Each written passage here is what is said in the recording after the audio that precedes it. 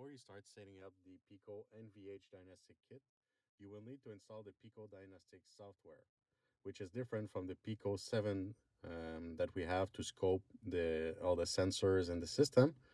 So you're gonna have to install this software over here, Pico Diagnostic.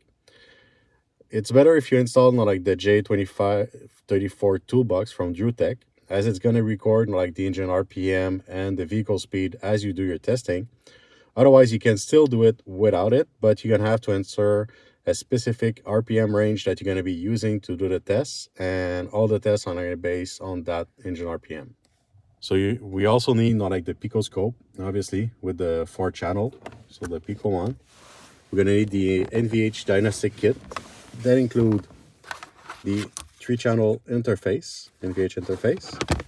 We have the 3 channel cable. We'll see how to hook it up shortly. We have the accelerator meter.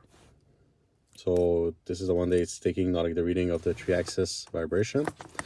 There's also a microphone that we can use for noise, but we won't be using it for now because we would need not like a second NVH interface, or we can use it with this one, but not at the same time as for the vibration. So it's one or the other, but maybe eventually we'll get a second box to be able to do both at the same time.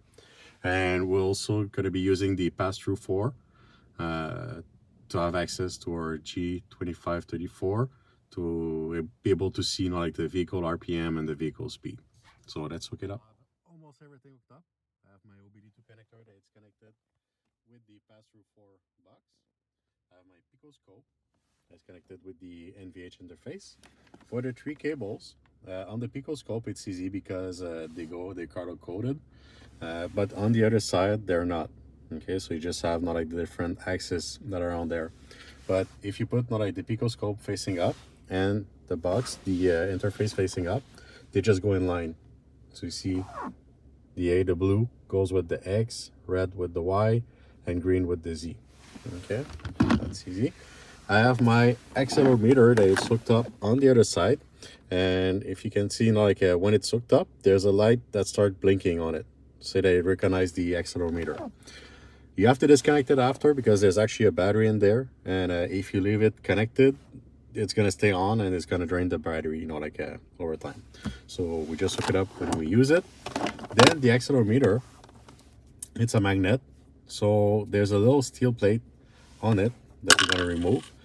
This is there in case, not like if you have to hook it up on something in aluminum or something like that, that the magnet won't stick. You're gonna be able to glue the plate on it and then put the accelerometer on it.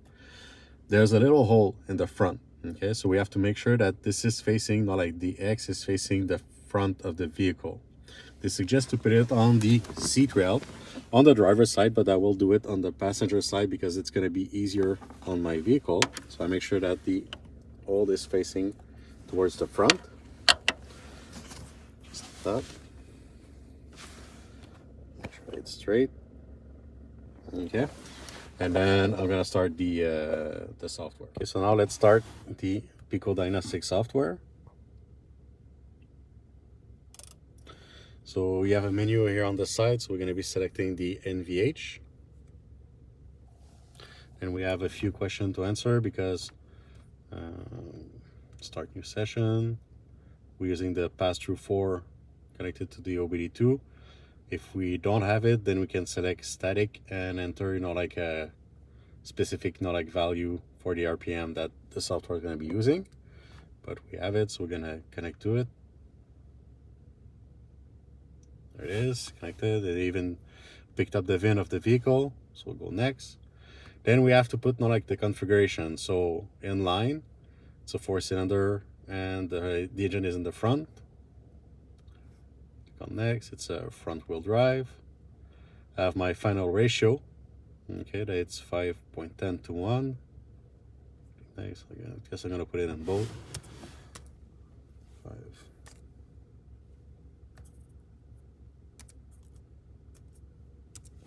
And next.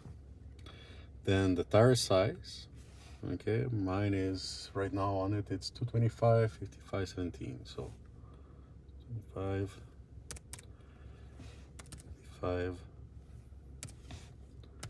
17. Same thing for both tires, okay, because if they're not, then we can change it for the rear, but they're all the same.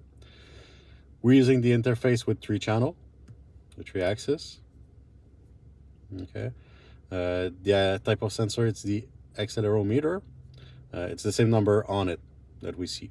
And here we can see, like the sensor, it's working. So if I tap on it, okay, we can see that it's well connected and that it's going to be working. So then we're going to click on next, connecting to the accelerometer. So here they're telling you how to set it up. So like I was telling you, on the seat rail, okay, with the x-axis facing forward, so it's the hole that has to be facing to the front of the vehicle. And next, you complete your setup processes. You can now perform the test. So you can click on finish, and now we're ready to start recording and go for road test. So I'll do that right now.